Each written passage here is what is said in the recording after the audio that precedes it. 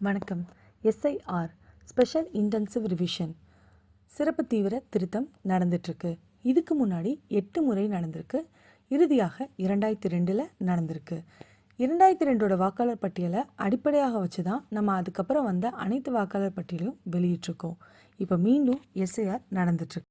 எஸ்ஐஆரோட செயல்முறைகளை சுருக்கமாக பார்க்கலாம். எஸ்ஐஆரோட முதல் 30 நாட்கள், அதாவது நவம்பர் 4 முதல் டிசம்பர் 4 வரை பிஎல்ஓஸ் நீங்கள் வாக்காளர்களுக்கு எனுமரேஷன் ஃபார்ம் கொடுக்கணும். ஒரு வாக்காளருக்கு 2 எனுமரேஷன் ஃபார்ம் கொடுக்கணும். அதை சரியாக பூர்த்தி செய்து வாக்காளர் மீண்டும் உங்ககிட்ட கொடுப்பாங்க. அப்போது ஒரு எனுமரேஷன் ஃபார்ம் மட்டும் திரும்பி பெறணும். இன்னொரு எனுமரேஷன் ஃபார்ம் அவங்கக்கிட்ட கையொப்பம் போட்டு கொடுத்துடணும். நீங்கள் சேகரித்த எனுமரேஷன் ஃபார்ம்ஸ் எல்லாமே எடுத்து கொண்டு வந்து பிஎல்ஓஸ் செயலியில் நீங்கள் அந்த தகவல்களை பதிவேற்றம் செய்யணும். நீங்கள் கொடுக்கப்பட்ட தகவல்களை வச்சு நம்ம வரைவு வாக்காளர் பட்டியல் டிசம்பர் 9 வெளியிடுவோம். வரைவு வாக்காளர் பட்டியல் மக்களோட பார்வைக்கு வைக்கப்படும். முக்கியமாக வட்டாட்சியர் அலுவலகம் மற்றும் சாராட்சியர் அலுவலகத்தில் வைக்கப்படும். வரைவு வாக்காளர் பட்டியலில் யாரோட பெயர்லாம் குறிப்பிட்டிருக்காது? எனுமரேஷன் ஃபார்ம் திருப்பி தராதவங்க, எனுமரேஷன் ஃபார்ம் சரியாக ஃபில் பண்ணி தராதவங்க, இறந்தவர்கள் மற்றும் குடிபெயர்ந்தவங்க, இவங்களோட பெயர்கள் இருக்காது.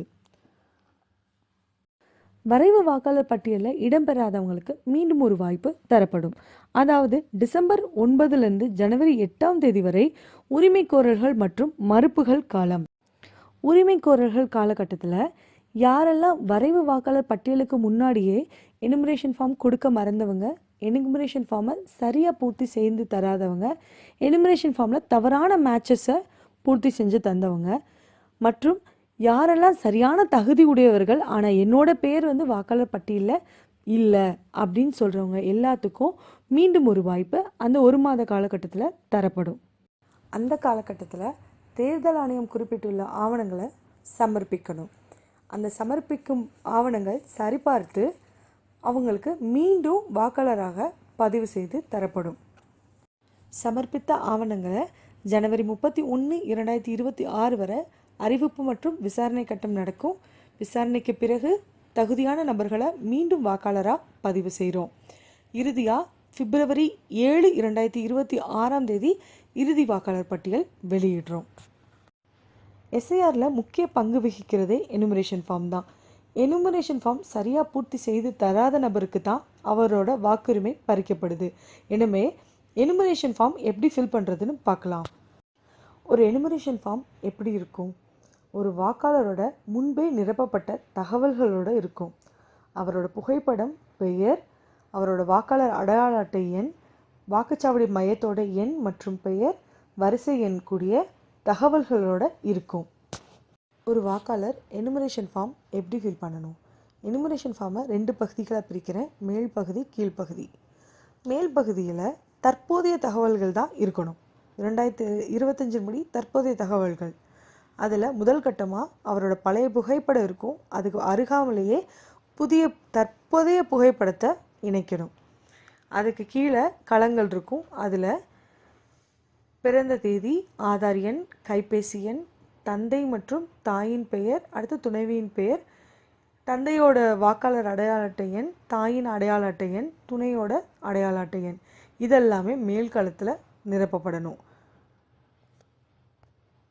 எனுமரேஷன் ஃபார்மோட மேல் பகுதி முடிஞ்சிருச்சு. கீழ்ப்பகுதியை ஒரு அட்டவணையாக எடுத்துக்கலாம். இடது, வலது. இடது யாரெல்லாம் பூர்த்தி செய்யலாம்?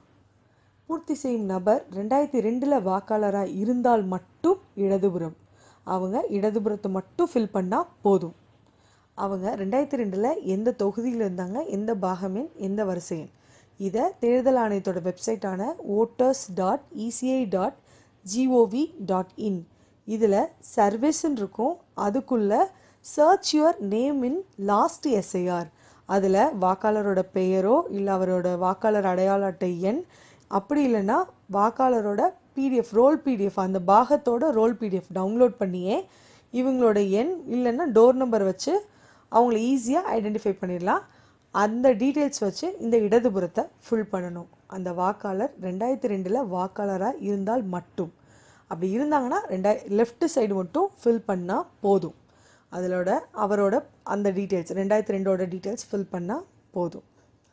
இல்லை இப்போ பூர்த்தி செய்யும் நபர் 2002க்கு அப்புறம்தான் வாக்காளராக இருந்தார் அப்படின்னா இடதுபுறத்தை விட்டுட்டு வலதுபுறத்தில் அவங்க வீட்டில் அப்பா அம்மா இல்லை தாத்தா பாட்டி யாராச்சும் 2002ல் வாக்காளராக இருந்திருப்பாங்க இல்லையா, அவங்களோட டீட்டெயில்ஸ் ஃபில் பண்ணணும்.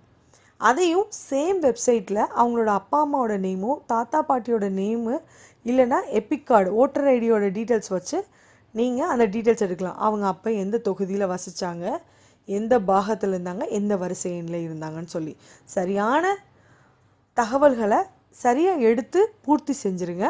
அப்போ தான் உங்களோட பெயர் வாக்காளர் அடையாள அட்டை எண்ணில் வரும். தேங்க்யூ. இப்படி தான் எனுமரேஷன் ஃபில் பண்ணணும்.